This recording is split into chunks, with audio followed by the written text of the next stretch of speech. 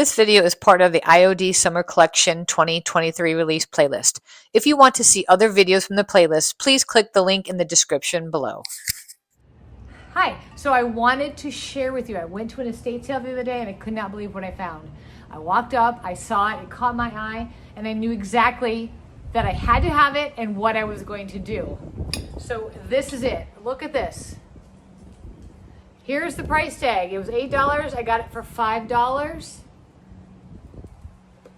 But as soon as I saw this, I knew I had to buy it because I needed to use it as an inspiration. With the new rural scene stamp, that pattern reminds me of the rural scenes. Wait till you see the stamp.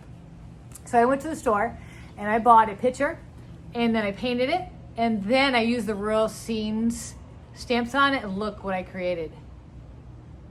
Oh, looks just like it, right? Well, not just like it, but close enough. So I first found a picture at the thrift store. I think I paid $3.99 for it. I knew this was very similar to the shape of the other picture that I'm using for my inspiration, so I decided to go ahead and grab it.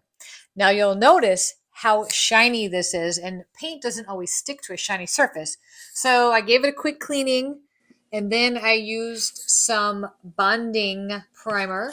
I could use Slick Stick too. There's all different kinds of primers out there, but I just chose to use bonding primer. So after I got it all primed up, you have to let it sit overnight because that's the way to make sure that the binder really stays on and will do the trick. So after I put the primer on, let it dry overnight, I used 2 coats of Dixie Belle cotton and let that dry, and I gave it a nice little sanding with the 220 grit just to make the surface smooth, so when it's all dry it'll look more like porcelain. The thing you're going to do with your rural scene stamps are you're going to open the packaging.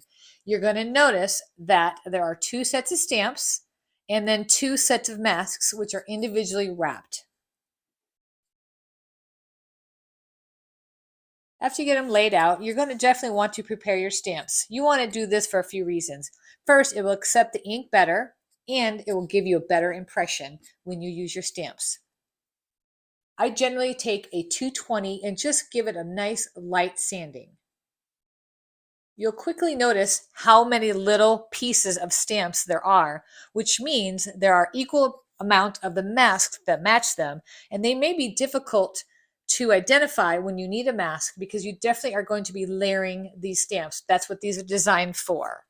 Okay, so let me show you what I did. So first of all, I laid the one stamp face down, so the plastic side was up.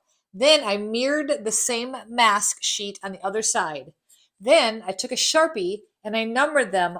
The first sheet is 1 through 25. So I went just off side of the picture. You'll see the numbers, but you can still see the stamp. And I did this on purpose because if you write it on the back of the stamp, you'll never find the number. Trust me, I've done it before. So let me show you why you need to write the number on the mask on the opposite side. When you're writing these numbers, you will realize that you're putting them on the side that will touch your project. There is a reason for that. Watch when I take a baby wipe and I try to wipe it off, it doesn't come clean.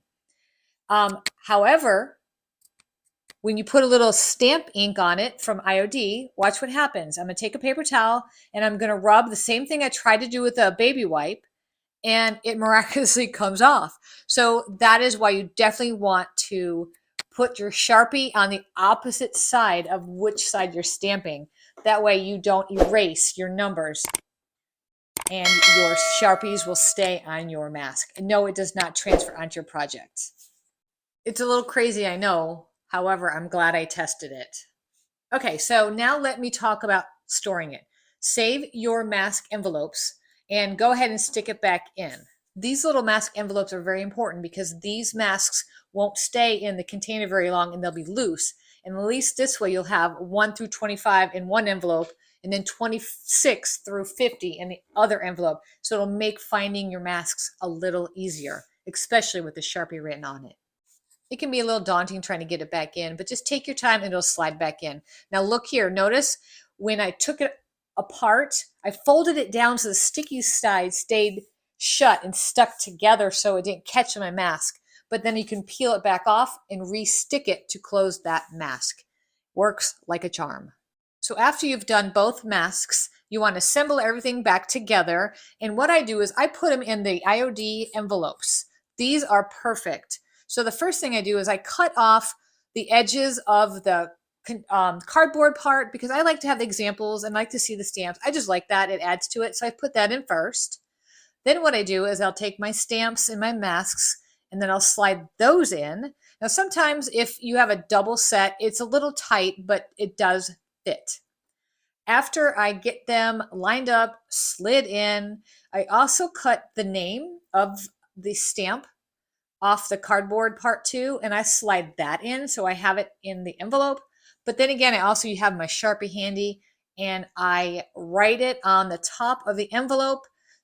After I've carefully placed everything into the IOD envelope, what I do is I put it in a plastic scrapbook container.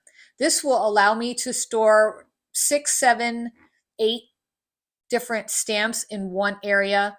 And on the outside of the container, I generally will take a label maker or a piece of tape and write on there which stamps are in there. They're all neat and organized, and they're super easy to find the right stamp when I need it. Okay, so here's an up-close picture of my inspiration piece. You can see on here that the roosters, the chickens are in the forefront, and then the trees and some of the brush are in the background. So you really need to be mindful of how you're going to stamp.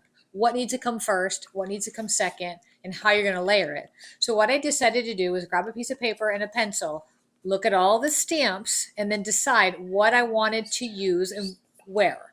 Like, what did I want the main piece to be? And then I just simply wrote the numbers down because I already had them labeled with numbers. When you are using masks, it is very important to know the order of which you need to apply your stamps.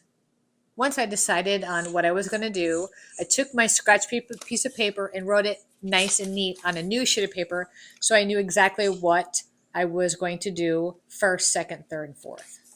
I also highly recommend that you practice. If you see this piece of paper up on the upper right-hand side, I used the steps that I wrote down on the piece of paper, and I did that on a piece of paper so I knew what my final outcome would look like. I tested it, I liked it, so I'm going ahead with my plan. So I'm going to start off with the cow. I know I want him to be front and center, just like the chicken was on the other picture. So I'm going to decide where he's going to go, hold it firmly in place, never take a hand off. If you take a hand off, that's when you have the opportunity to smear it or smudge it. So I try to keep a hand on at all times. Even though if I have to mix in between, switch hands, I should always have it pressed firmly down. And I go ahead and just wipe it back with a little bit of a baby wipe just so it's not dried on before I get a chance to clean it. Next, I've decided I'm going to put my sheep on, so I'm going to stamp those on too. And the tricky part is trying to put the masks on a concave surface because they'll probably fall off a bit. But if I can get them on just right when I stamp the tree, the background, it should be just fine. Now notice I got a little bit of ink off the side of the stamp. I just simply take a baby wipe and wipe it off before I stamp it. Now I wasn't really that happy with the way the sheep came out. I didn't pay particular attention to the bottom part of where it rounded the stamp with the sheep, but it still looks fine to me. I added a few layers later and it kind of concealed it. Once my masks are in place, I pick up the background stamp and I'm going to carefully put it on over the mask, making sure that I don't move my masks.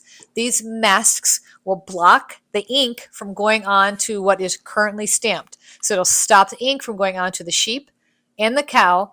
It'll look like it was already on there behind the sheep and the cow.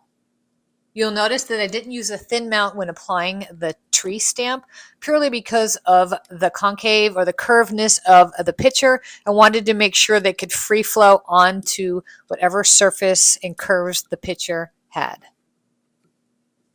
Once you remove your stamp, you'll notice that the mask can stick to the bottom of that stamp, or they can stay on your project.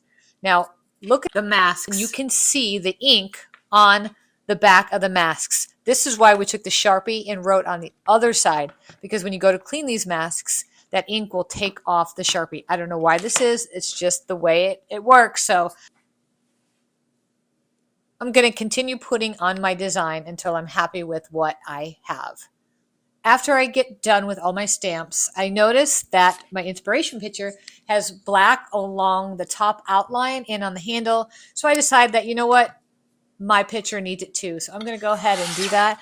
First, I'm going to use the top of the ink and just drag it across, because on the inspiration piece, it wasn't a straight exact line. It was more kind of like feathered in. So I'm going to try that. So this looks okay, but it's not really a dark, deep black like the other one. So what I'm going to do is I'm just going to grab some paint, and I'm going to paint the handle, and then I'm going to go around the top rim of this picture to make the black stand out more. So here's what it looks like next to the inspiration piece. Not the exact same, but very similar. I love the way it looks. Now there's just one more step. You'll notice my inspiration piece is very shiny, and the piece that I did is very dull and matte. So let's take care of that. Okay, so what I'm going to do is I'm going to get my pouring glaze by Pentart. I'm going to apply 2 coats, of course letting it dry in between. What this will do is we'll add a nice glaze over the top and make it shiny to look more like my inspiration piece.